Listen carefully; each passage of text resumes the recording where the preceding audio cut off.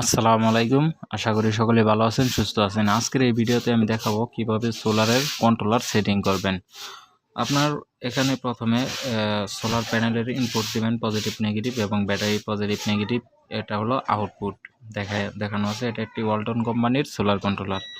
তো এটাকে সেট করার জন্য প্রথমে মেনু অপশনে চাপতে হবে।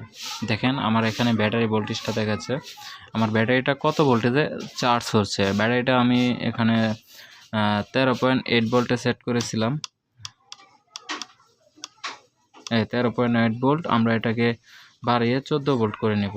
আমরা এই যে প্লাস বাটনে টিপ দিলাম, আমাদের এটা 14 ভোল্ট সেট হয়েছে। এখানে কিছুক্ষণ চাপ দিয়ে ধরে রাখতে হবে। আমাদের 14 ভোল্টে সেট হয়ে গেছে।